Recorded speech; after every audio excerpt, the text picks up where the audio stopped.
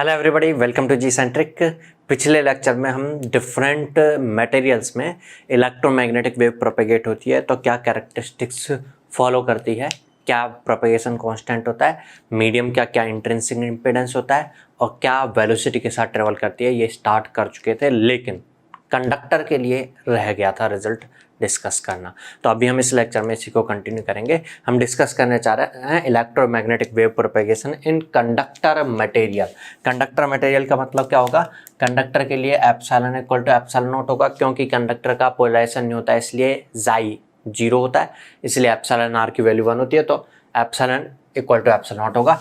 Mu equal to mu not, mu r में non magnetic हुआ material तो mu not रहेगा, और मटेरियल मैग्नेटिक भी हो सकता है। कुछ कंडक्टर मटेरियल मैग्नेटिक होते हैं और जनरली ज़्यादातर नॉन मैग्नेटिक भी होते हैं। मतलब हम जब तक हमें क्वेश्चन में कमेंट नहीं गिवन हो तब तक नॉन मैग्नेटिक कंसीडर करेंगे। तो याद रखना है, हमें क्वेश्चन में नहीं गिवन हो तो by default mu equal to mu naught use मिलेंगे। और कंडक्टर का मतलब ही होता है कि कंडक्टिविटी जो है बहुत लार्ज होगी, तो सिग्मा इज वेरी लार्ज। तो अब इस केस में प्रोपेगेशन कांस्टेंट गामा अगर कैलकुलेट करना है मुझे, तो सिग्मा काफ़ी लार्ज है। सिग्मा लार्ज है, सिग्मा काफ़ी लार्ज है मतलब इतना, बट इतना नहीं है कि इनफाइनाइट हो। टेंस टू इनफाइनाइट कह सकते हो आप, इनफाइनाइट नहीं कह सकते। तो जब ये बहुत लार्ज है तो जे ओमेगा एप्सिलॉन को इसकी कंपैरिजन में नेगलेक्ट भी नहीं कर सकते। आप कह सकते हो एप्सिलॉन कम हो सकता है, लेकिन फ्रीक्वेंसी ऑफ ऑपरेशन ज़्यादा हुई तो जे ओमेगा एप्सिलॉन भी इसके कंपैरेटिवली नेग्लिजिबल नहीं होगा। तो इसकी बजाय हम इसका रियल और इमेजिनरी पार्ट फाइंड करने के जो अल्फा और बीटा के एक्सप्रेशंस हैं उनकी हेल्प लेंगे। आई होप आपको अल्फा और बीटा के एक्सप्रेशंस याद आ रहे होंगे। ऐसा कुछ होता था, omega root of mu epsilon by 2 1 plus sigma by omega epsilon का स्क्वायर का रूट -1 मल्टीपल विद दिस। ये तो होता था अल्फा और बीटा होता था omega root mu epsilon by 2 1 plus sigma by omega epsilon square plus 1 का रूट। चलिए, आपको याद आ रहा होगा कि कोई मटेरियल का जो लॉस टेंजेंट होता है, डिस्कस भी किया था मैंने, लॉस टेंजेंट जिसको हम tan डेल से रिप्रेजेंट करते हैं। क्वेश्चन भी डिस्कस किया था, आपको याद आ रहा हो तो इससे रिलेटेड। और ये सिग्मा बाय ओमेगा एप्सिलॉन होता है। अगर फ्रीक्वेंसी ऑफ ऑपरेशन ओमेगा इस तरीके से हो कि सिग्मा बाय ओमेगा एप्सिलॉन काफ़ी लार्ज हो, ग्रेटर देन 1 हो, तभी तो हम उसको कंडक्टर बोलते हैं। तो हम कंडक्टर मटेरियल की बात कर रहे हैं। इसका मतलब कह सकते हैं कि हमारा जो भी मटेरियल रहा होगा उसका सिग्मा चाहे बहुत ज़्यादा रहा हो, लेकिन ओमेगा भी इतना रहा होगा कि sigma by omega epsilon greater than 1 हो। ओमेगा बहुत ज़्यादा नहीं होगा, क्योंकि कुछ कंडक्टर्स ऐसे हो सकते हैं जिनका सिग्मा तो लार्ज हो लेकिन ओमेगा बहुत ज़्यादा बढ़ने की वजह से सिग्मा इतना ज़्यादा ना हो कि sigma by omega epsilon very very large हो। सिग्मा बाय ओमेगा एप्सिलॉन कम भी हो सकता है, लेकिन हम कंडक्टर बोल रहे हैं तो sigma by omega epsilon very very large है। अगर sigma by omega epsilon very very large then 1 है तो 1 को नेगलेक्ट किया जा सकता है। 1 को नेगलेक्ट कर देंगे तो root of square cancel out हो जाएंगे, सिग्मा बाय ओमेगा एप्सिलॉन रह जाएगा केवल। सिग्मा बाय ओमेगा एप्सिलॉन -1 करोगे अगर आप, तो सिग्मा बाय ओमेगा एप्सिलॉन 1 के कंपैरिजन में बहुत लार्ज है, 1 को नेगलेक्ट कर सकते हैं, तो यहाँ पे केवल सिग्मा बाय ओमेगा एप्सिलॉन रह जाएगा। तो रिजल्ट सॉल्व करोगे तो omega root of mu epsilon by 2, ये रह गया, 1 नेगलेक्ट हुआ, स्क्वायर से रूट कैंसिल आउट हुआ, फिर 1 नेगलेक्ट हुआ तो सिग्मा बाय ओमेगा एप्सिलॉन। यहाँ से एप्सिलॉन एप्सिलॉन कैंसिल आउट हो गए, ये रह गया omega root of mu sigma by 2 omega. चलिए, यहाँ से इस ओमेगा को अंदर ले जाके ओमेगा स्क्वायर कह सकते हैं ना, रूट के अंदर लेके जाओगे, एक पावर कैंसिल आउट हो जाएगा तो root omega mu sigma by 2, ये अल्फा का वैल्यू आ जाएगा। बीटा को कैलकुलेट करेंगे, सेम कैलकुलेशन, यहाँ पर 1 नेगलेक्ट करोगे स्क्वायर, वहाँ -1 हो रहा था, यहाँ +1 हो रहा है, क्या फर्क पड़ता है, 1 तो नेगलेक्ट ही होना है ना, तो सेम टू सेम बीटा भी ये आ जाएगा। तो अल्फा भी यही है और बीटा भी यही आएगा, ओमेगा म्यू सिग्मा बाय 2, यही बीटा है और यही अल्फा। अल्फा और बीटा दोनों सेम बन करके आ रहे हैं, ठीक है। हाँ, हम चाहें तो अब अल्फा बीटा के एक्सप्रेशन में जो ओमेगा है उसकी जगह 2πf पुट कर सकते हैं। तो यहाँ से आप चाहें तो ऐसा कह सकते हैं, अल्फा बोलो या बीटा बोलो। अगर ये 2πf पुट करेंगे तो 2 से 2 कैंसिल आउट हो जाएगा, रह जाएगा πf म्यू सिग्मा, यह आ जाएगा अल्फा का या बीटा का वैल्यूज। चलिए नेक्स्ट कैलकुलेट करते हैं हम। अच्छा यहाँ पर ये समझिएगा अल्फा आ रहा है, अब अल्फा नॉन जीरो है। अब इससे पहले फ्री स्पेस के लिए अल्फा जीरो आया था, हमने बोला था फ्री स्पेस लॉसलेस है। ऐसा डाइलेक्ट्रिक जिसका सिग्मा बिल्कुल एग्जैक्टली इक्वल टू जीरो हो तो उसके लिए भी हम लॉसलेस डाइलेक्ट्रिक बोलते थे, अल्फा जीरो आया था। और जो जनरल एक्सप्रेशन होता था ये वाला एक्सप्रेशन, इसमें अगर सिग्मा कुछ पुट करेंगे हम, ऐसा डाइलेक्ट्रिक जिसका सिग्मा कुछ चिन्ना मिन्ना थोड़ा बहुत है तो अल्फा कुछ आता था, वो लॉसी होता था फिर उस केस में। यहाँ पर अगर हम देख रहे हैं तो अल्फा जो है कुछ आ रहा है ये लॉसी होता है, और सिग्मा जितना ज़्यादा होगा अटेन्यूएशन कॉन्स्टेंट भी उतना ज़्यादा हो रहा होगा, ऐसे फील हो रहा है। लेकिन सिग्मा के साथ साथ कुछ और चीज़ों पर भी डिपेंड कर रहा है, फ्रीक्वेंसी ऑफ ऑपरेशन पर भी डिपेंड कर रहा है, हमारा मैग्नेटिक परमिएबिलिटी क्या है मटेरियल का उस पर भी डिपेंड कर रहा है। चलिए ये अभी हम अटेन्यूएशन कांस्टेंट समझ चुके हैं, नॉन जीरो है, इसको थोड़ा सा एनालाइज और करेंगे, एक टर्म और डिस्कस करेंगे। नेक्स्ट देखिएगा नीटा। नीटा पर अगर आप ध्यान दो तो ये भी सिग्मा की फॉर्म में टर्म आ रही है, तो मैं नीटा को कैलकुलेट करने के बजाय नीटा का मैग्नीट्यूड और नीटा का एंगल दोनों चीजें ऐसे कैलकुलेट करना चाह रहा हूँ। ये एक्सप्रेशन बनाया था हमने नीटा के मैग्नीट्यूड का, सिग्मा बाय ओमेगा एप्सिलॉन बहुत लार्ज है तो इस वन को नेग्लेक्ट कर सकते हैं, वन की पावर कुछ भी करोगे वन, तो ये रूट म्यू बाय एप्सिलॉन आ जाएगा, और mu equal to mu not, mu r और एप्सिलॉन इक्वल टू, तो कंडक्टर के लिए एप्सिलॉन नॉट होगा, म्यू आर अगर कुछ है मेटल मैग्नेटिक है तो म्यू आर भी कुछ आ रहा होगा, नॉन मैग्नेटिक हो तो म्यू आर भी जीरो आ रहा होगा। Root mu naught by epsilon naught 120 pi बनता था, याद आ रहा है ना, नीटा नॉट जिसको हम बोलते थे फ्री स्पेस के लिए जो नीटा बन करके आता था, इम्पीडेंस बन के आता था। साथ में mu r magnetic permeability, relative permeability कितनी है मेटेरियल की उसके अकॉर्डिंगली आ जाएगा। एंगल की बात करते हैं तो सिग्मा बहुत लार्ज है, सिग्मा बाय ओमेगा एप्सिलॉन बहुत लार्ज है। अगर ये बहुत लार्ज है टेंस टू इनफाइनाइट है, tan inverse tends to infinite means 90 के करीब का हाफ हो रहा होगा, तो थीटा ऑफ नीटा करीब करीब nearly equal to pi by 4 हो रहा होगा। तो आप ऐसा कह सकते हो, इसका मतलब कंडक्टर मटेरियल के अंदर जब भी कोई इलेक्ट्रोमैग्नेटिक वेव चल रही होगी, प्रोपेगेट कर रही होगी, तो उस मटेरियल में इलेक्ट्रिक फील्ड और मैग्नेटिक फील्ड के बीच में फेज डिफरेंस ही होता है ना, इलेक्ट्रिक फील्ड मैग्नेटिक फील्ड से 45 डिग्री फेज लीड कर रहा होगा करीब करीब। अब मैंने क्यों बोला करीब करीब, क्योंकि एक्चुअल में सिग्मा इनफाइनाइट हो नहीं सकता ना, अगर सिग्मा इनफाइनाइट हो जाए तो बिल्कुल पाई बाय 4 ही बोलोगे आप, एग्जैक्ट इक्वल टू 45 डिग्री बोलोगे, लेकिन सिग्मा बहुत लार्ज है इसलिए कह सकते हो ये करीब करीब इनफाइनाइट के पास पहुंच सकता है, बहुत लार्ज है, तो ये 90 का हाफ नहीं बल्कि 90 के आसपास 88 89 का हाफ बन रहा होगा, तो हम नियरली इक्वल टू 45 इसलिए बोल रहे हैं। चलिए नेक्स्ट पैरामीटर होता था phase velocity omega by beta, तो ये हो गया ओमेगा बाय बीटा। बीटा हम कैलकुलेट कर चुके हैं, मैं अल्फा और बीटा दोनों सेम आ रहे थे ना, इस फॉर्म में इसलिए कर रहा हूँ जिससे ओमेगा कैंसिल आउट हो जाए, omega root mu sigma by 2 omega, omega omega cancel out तो हो जाएगा root 2 omega by mu sigma, ये वेलोसिटी ऑफ वेव हो जाएगी इन द कंडक्टर मटेरियल। अब एक एक्स्ट्रा टर्म और डिस्कस कर रहे हैं हम कंडक्टर से related, that is skin depth. अभी तक ये हमने बाकी मटेरियल्स में नहीं डिस्कस किया था, लेकिन यहाँ डिस्कस करने वाले हम स्किन डेप्थ। इसके डिस्कशन से पहले कुछ पॉइंट्स, क्या मैं कह सकता हूँ कंडक्टर्स में इलेक्ट्रोमैग्नेटिक जब वेव प्रोपेगेट हो रही होती है तो काफी लॉस होता है, conductors are lossy for EM wave, बिल्कुल सही बोला ना मैंने, तभी तो अल्फा का वैल्यू कुछ आ रहा है, ईएम वेव के लिए कंडक्टर जो है वो लॉसी होता है। तो अब ऐसा होगा क्या, मान के चलिएगा ये कंडक्टर मटेरियल है, यहाँ से स्टार्ट हो रहा है कंडक्टर मटेरियल, यहाँ से कोई इलेक्ट्रोमैग्नेटिक वेव इस कंडक्टर में एक सोर्स से बाहर निकली है। जब इलेक्ट्रोमैग्नेटिक वेव बाहर निकली है तो मेरा ऑब्जेक्टिव ये है कि वहां तक आप तक उसको पहुंचाना है, उस एंड तक पहुंचाना है इस इलेक्ट्रोमैग्नेटिक वेव को, इसलिए मैंने ये सोर्स से ऐसे सोर्स किया। इलेक्ट्रोमैग्नेटिक वेव जब आगे ट्रेवल कर रही होगी तो उसकी स्ट्रेंथ में अटेन्यूएशन आ रहा होगा, अटेन्यूएशन कांस्टेंट कुछ है, हर यूनिट लेंथ में हर 1 मीटर में कितना अटेन्यूएशन आ रहा होगा, इतना अटेन्यूएशन आ रहा होगा। ये अटेन्यूएशन किस पे डिपेंड कर रहा है, मटेरियल की कंडक्टिविटी पर, साथ साथ मेरे सोर्स से जो सिग्नल बाहर निकला है उसकी फ्रीक्वेंसी पर। बात माना बिल्कुल ठीक है। अब जब ये वेव आगे प्रोपेगेट कर रही होगी, धीरे धीरे इसमें अटेन्यूएशन हो रहा होगा, तो इसका मतलब क्या होगा, इस वेव के करस्पॉन्डिंग इलेक्ट्रिक फील्ड और मैग्नेटिक फील्ड की स्ट्रेंथ एम्पलीट्यूड धीरे धीरे कम होता जा रहा है, धीरे धीरे कम होता जाएगा, तो एक पर्टिकुलर डिस्टेंस के बाद वो कम होते होते होते खत्म ही हो जाएगा, जीरो हो जाएगा।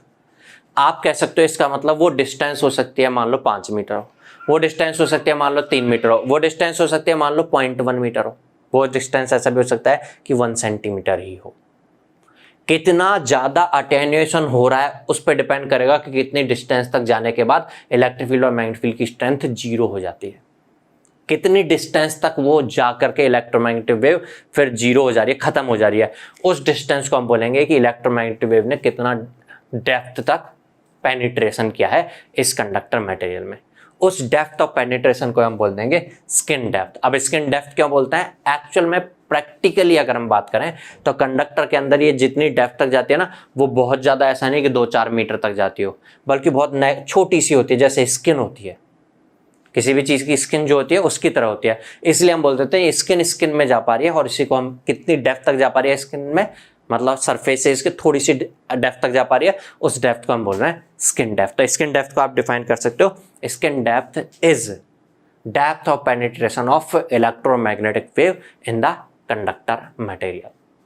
जर्नी कंडक्टर मेटेरियल की बात करें, हम कोई भी ऐसे मेटेरियल की बात करें जिसमें लॉस हो रहा है, जैसे इससे पहले लॉसी डाइलेक्ट्रिक की भी बात करते थे, उसमें भी लॉस हो रहा है। हाँ, उसमें लॉस थोड़ा कम होगा तो थोड़ी ज़्यादा डेप्थ तक जाएगी, तो स्किन की डेप्थ मोटाई थोड़ी ज़्यादा होगी। यहाँ पर जिस स्किन तक ये डेप्थ तक पेनिट्रेट कर पा रही है वो डेप्थ कम है। यहाँ पर स्किन का मतलब ये नहीं समझ लेना आपको कि ये कोई कंडक्टर मेटेरियल होती है, इसकी भी कोई खाल होती है, कि इसकी भी कोई स्किन होती है, क्या ऐसा नहीं है। वो ही पूरा मान लो कॉपर का बना हुआ है तो पूरा कॉपर है, ऐसा नहीं कि इसकी खाल खाल उचेल के नीचे से मांस निकल करके आ जाए, ऐसा कुछ बात नहीं है। स्किन का मतलब बस है कि इलेक्ट्रोमैग्नेटिक वेव जब इसके अंदर इंसिडेंट हो रही होगी तो एक छोटी सी डेप्थ तक जा करके वो खत्म हो जाती है, थोड़ी सी डेप्थ तक पेनिट्रेट कर पा रही है। कितनी डेप्थ तक पेनिट्रेट कर पा रही है उसी को हम स्किन डेप्थ बोल रहे हैं। बात समझ में आया होगा। अब मेरा क्वेश्चन ये अराइज होता है कि चलिए वो स्किन डेप्थ हम फाइंड कैसे करेंगे। उस स्किन डेप्थ जो होती है उसको रिप्रेजेंट तो करते हैं डेल से। ये डेल अलग है और जो लॉस टेंजेंट वाला होता था वो टैन डेल होता था, वो टैन डेल है और ये डेल है। स्किन डेप्थ को डेल से रिप्रेजेंट करते हैं। आपको याद भी आ रहा होगा ट्रांसमिशन लाइंस में जब हम रेजिस्टेंस वाला पैरामीटर डिस्कस कर रहे थे तो मैं बोलता था रेजिस्टेंस जो था वो स्किन डेप्थ के रेसिप्रोकली रिलेटेड होता था, याद है ना? उनमें डेल रेसिप्रोकल में हमने यूज में लिया था। तो मैं ऐसा कहता हूँ कि ये डेल ज़्यादा होगा अगर अटेन्यूएशन कम हो रहा हो, मीन्स अटेन्यूएशन कॉन्स्टेंट कम हो। अगर अटेन्यूएशन कांस्टेंट ज़्यादा हो, ज़्यादा अटेन्यूएशन हो रहा है तो थोड़ी सी डेप्थ तक जा करके इलेक्ट्रोमैग्नेटिक वेव 0 हो जाएगी, तो स्किन डेप्थ कम होगी। तो आप कह सकते हो ये जो डेल होता है ये अल्फा से रेसिप्रोकल रिलेटेड होता है। अगर अल्फा से रेसिप्रोकल रिलेटेड है तो अल्फा का एक्सप्रेशन ये रहा, तो आप कह दोगे ये स्किन डेप्थ होती है 1/√πf म्यू सिग्मा। ये फ्रीक्वेंसी ऑफ ऑपरेशन के स्क्वायर के रेसिप्रोकल होती है, मटेरियल की कंडक्टिविटी के रेसिप्रोकल होती है, मटेरियल की परमिएबिलिटी के रेसिप्रोकल होती है। पाई तो खैर कांस्टेंट है 1/√π, ये प्रोपोर्शनलिटी कांस्टेंट हम कह सकते हैं, ठीक है। ये स्किन डेप्थ होती है। अब आप कहोगे कि ऐसा प्रैक्टिकली थोड़ा सा बताओ ऐसा। अब मैं प्रैक्टिकली कैसे बताऊं आपको? मैं आपको प्रैक्टिकली ऐसे तो बता नहीं सकता कि देखो ये इलेक्ट्रोमैग्नेटिक वेव दिख रही जाती है लाल पीली नीली, देखो थोड़ी देर के बाद डिस्टेंस के बाद खत्म हो गया, ऐसा तो पता नहीं सकता। मैं प्रैक्टिकल जो चीज़ें यूज में आ रही हैं उनसे रिलेट करके आप इसको समझा सकता हूँ। चलिए, आप transmission line, 2 wire transmission line use में लेते होंगे। आप अपने घर पे जो इलेक्ट्रिक फिटिंग हो रही है उसका वायर कभी आपने काट करके देखा होगा अंदर? हाँ देखा होगा, बिल्कुल देखा होगा। मुझे लगता है 100% ऑफ जो भी आप पर्सन्स हैं आपने जरूर देखा होगा। ये जो वायर होता है ऊपर प्लास्टिक की कोटिंग होती है, चलिए ये रही कोटिंग, उसके अंदर फिर कॉपर वायर होता है। कॉपर वायर अकेला एक कॉपर वायर होता है क्या? एक ये कॉपर का इतना मोटा वायर है अंदर, या बहुत सारे वायर्स होते हैं, पतले पतले वायर्स आपने देखा होगा बहुत सारे होते हैं। कोएक्सियल केबल में तो एक अकेला पतला वायर होता है। कोएक्सियल केबल जो डिश एंटेना से लेके आपके टीवी तक आ रही है उसमें तो अंदर जो एक फर्स्ट कंडक्टर होता है वो सिंगल होता है, ठीक है, और बाहर जाली लगी होती है। मैं सिंपल ये ट्रू वायर ट्रांसमिशन लाइन की बात कर रहा हूँ, ध्यान से देखिएगा क्यों अभी ऐसा होता है। इसका अगर मैं क्रॉस सेक्शनल व्यू देखूँ तो अगर मैं एक सिंगल वायर होता कॉपर का, ये कहता बाहर तो चलिए प्लास्टिक कोटिंग बन रही है, मैं यहाँ पे इस कॉपर वायर कंडक्टर के वायर की बात कर रहा हूँ, तो हम इस वायर को यूज में ले रहे हैं। हमारी जो पावर सप्लाई होती है वो एसी होती है या डीसी होती है? आप बोलोगे वो तो एसी होती है। कितने फ्रीक्वेंसी होती है? 50 हर्ट्ज फ्रीक्वेंसी होती है। 50 हर्ट्ज फ्रीक्वेंसी होती है मतलब फ्रीक्वेंसी बहुत ज़्यादा तो नहीं है, 50 हर्ट्ज है लेकिन फ्रीक्वेंसी बहुत ज़्यादा तो नहीं है। हाँ, मेगाहर्ट्ज किलोहर्ट्ज में बात करूँ तो फ्रीक्वेंसी बहुत ज़्यादा होती है। चलिए, फ्रीक्वेंसी बहुत ज़्यादा तो नहीं है, इसका मतलब ये डेल होगा, लेकिन इतना कम भी नहीं होगा, थोड़ा सा कुछ होगा। चलिए, अब इस वायर के अंदर जो हम सिग्नल ट्रांसमिट कर रहे हैं, अगर वो डीसी होता तो डीसी वेव जो होती, डीसी के करस्पॉन्डिंग वेव का मतलब क्या होगा, वायर में ट्रांसमिशन लाइन में इलेक्ट्रोमैग्नेटिक वेव के करस्पॉन्डिंग वोल्टेज और करंट फ्लो हो रहे होते हैं ना, तो जो करंट फ्लो हो रहा होता वो पूरे में फ्लो हो रहा होता, पूरे में फ्लो हो रहा होता, तो इसका कुछ इस वायर की वजह से कुछ रेजिस्टेंस प्रोवाइड होता, और आर इक्वल टू रेजिस्टेंस कितना होता, रो एल बाई ए का मतलब ये क्रॉस सेक्शनल एरिया। लेकिन अगर इसी कंडक्टर वायर के अंदर एसी ट्रांसमिट हो रही है, एसी ट्रांसमिट हो रही है तो कुछ फ्रीक्वेंसी है तो कुछ पर्टिकुलर डेप्थ तक ही पेनिट्रेशन हो सकता है, तो जो करस्पॉन्डिंग करंट या वोल्टेजेस हैं वो इसकी डेप्थ एक पर्टिकुलर होगी, उस डेप्थ तक ही ट्रांसमिट हो सकते हैं। मुझे यही सेम थिकनेस का लेना चाहिए वायर, सेम वायर है, ऊपर प्लास्टिक कोटिंग है, इसकी एक डेप्थ तक ही पेनिट्रेट कर पा रहे हैं, यहीं से करंट या वोल्टेजेस का ट्रेवल होगा, प्रोपगेशन होगा, बीच में कुछ नहीं होगा। बट अगर मैं अब इस केस में रेजिस्टेंस फाइंड करता हूँ, कितना रेजिस्टेंस प्रोवाइड होगा, तो R equal to rho l by, ये पूरी एरिया नहीं होगा बल्कि एरिया इफेक्टिव, ये ब्लैक कलर में जो है वही होगा, इसकी बजाय कम होगा ना इफेक्टिव एरिया, एरिया कम होगा तो रेजिस्टेंस ज्यादा होगा, रेजिस्टेंस ज्यादा होगा तो आई स्क्वायर आर लॉसेज ज्यादा होंगे, ये गर्म हो जाएगा वायर, अकेला वायर रहा तो गर्म हो जाएगा इस केस में। लेकिन अकेले की जगह अगर इसी सेम मोटाई में अगर एक वायर के बजाय मल्टीपल छोटे छोटे से वायर हो गए तो क्या होगा, देखते हैं। ये पतले पतले से थिन वायर्स हैं, मल्टीपल इस तरीके से ये बनाते हैं, तो देखिएगा अब हर वायर में एक पर्टिकुलर स्किन की डेप्थ तक, ये है डेप्थ, ये बीच में छोड़ के इसमें ईएम वेव प्रोपेगेट हो रही होगी।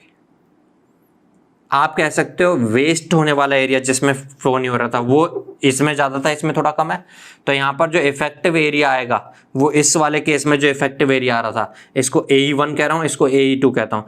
AE2 जो होगा वो AE1 के कंपेरिजन में काफ़ी ज़्यादा होगा।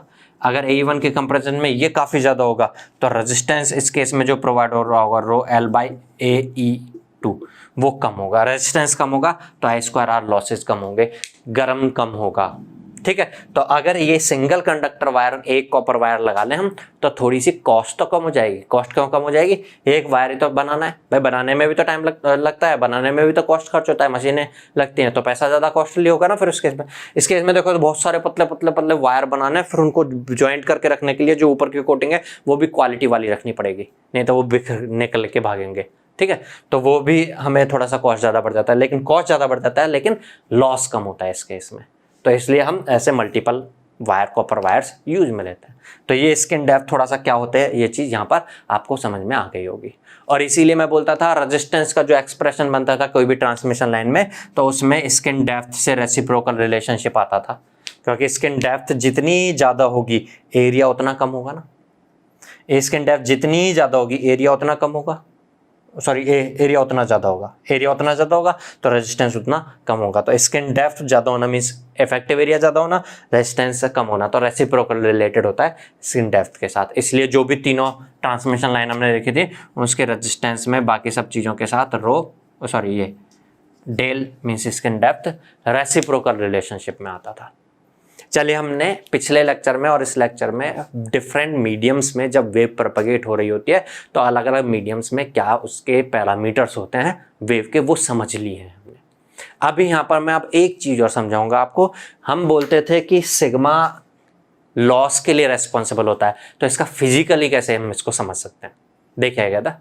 सिग्मा बोले तो कंडक्टिविटी, जानते हैं इलेक्ट्रोमैग्नेटिक वेव में इलेक्ट्रिक फील्ड होता है और मैग्नेटिक फील्ड होता है। इलेक्ट्रिक फील्ड रिलेट होता है वोल्टेज से, मैग्नेटिक फील्ड रिलेट होता है करंट से। जितना ज़्यादा कंडक्टिविटी उतना ज़्यादा करंट फ्लो, करंट जितना ज़्यादा कंडक्टिविटी उतना ज़्यादा वोल्टेज का ड्रॉप, मतलब ड्रॉप नहीं सॉरी आप कहेंगे वोल्टेज का स्प्रेड, वोल्टेज शॉर्ट, एक तरह से शॉर्ट, ठीक है। अब ध्यान समझिएगा, ये मटेरियल की कंडक्टिविटी है कुछ। अगर एक इलेक्ट्रोमैग्नेटिक वेव ऐसे ट्रेवल कर रही है, इलेक्ट्रोमैग्नेटिक वेव की डायरेक्शन ऑफ ट्रेवल ये है, लेकिन इलेक्ट्रोमैग्नेटिक वेव के करस्पॉन्डिंग इलेक्ट्रिक फील्ड और मैग्नेटिक फील्ड तो इसके परपेंडिकुलर डायरेक्शंस में होंगे ना, इस तरीके से। आप ऐसे बोलोगे ना E क्रॉस H, ऐसा सॉरी E क्रॉस H, इस डायरेक्शन में आना है आपको, इस डायरेक्शन में आना है, तो E ऐसे और H ऐसे,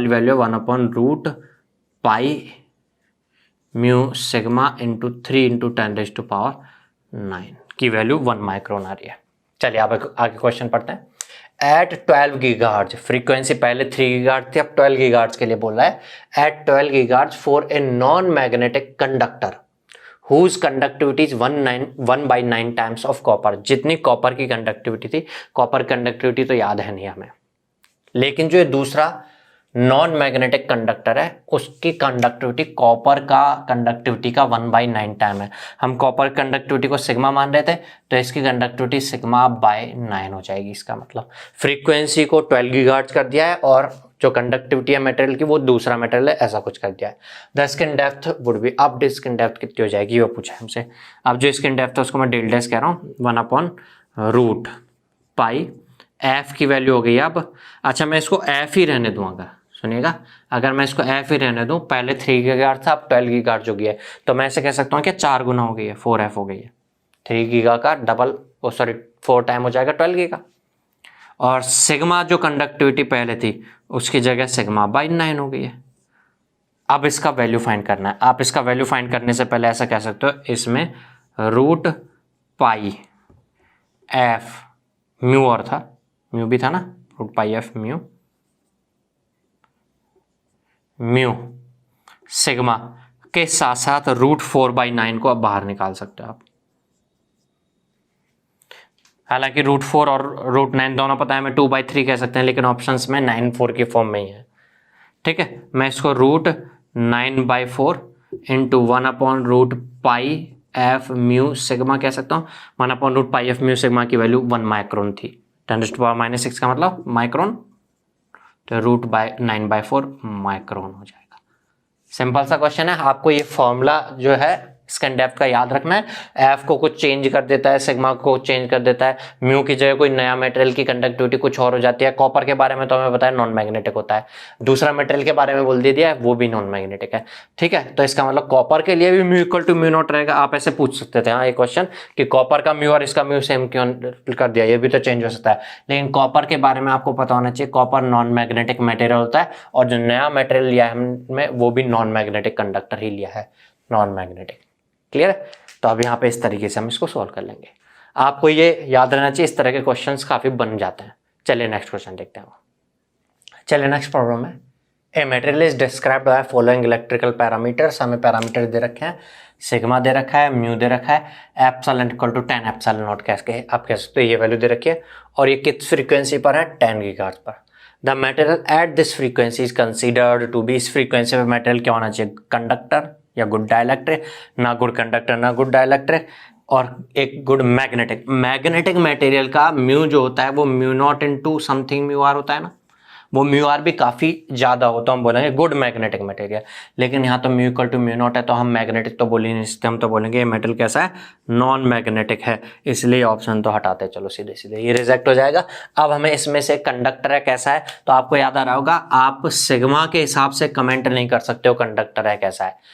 अगर डीसी वेव हो तब तो हम सिग्मा देख लेंगे, लेकिन अगर एसी सिग्नल हो तो सिग्मा नहीं बल्कि सिग्मा बाय ओमेगा एप्सिलॉन, जिसको आप लॉस टेंजेंट बोलते थे, इसके हिसाब से हम कमेंट करते थे। याद आ रहा है? इस तरह का हमने पहले भी electromagnetic field, electromagnetic wave topic discuss कर रहे थे, तब भी इसको समझा था लॉस टेंजेंट के हिसाब से, कुछ क्वेश्चन डिस्कस किए थे। यहाँ पर अब देखिएगा हमें सिग्मा दे रखा है इस मेटल का 10⁻⁶, ओमेगा दे रखी है 2 पाई इंटू फ्रीक्वेंसी कितना है 10 गीगाहर्ट्ज, तो 10⁻10 हो जाएगा।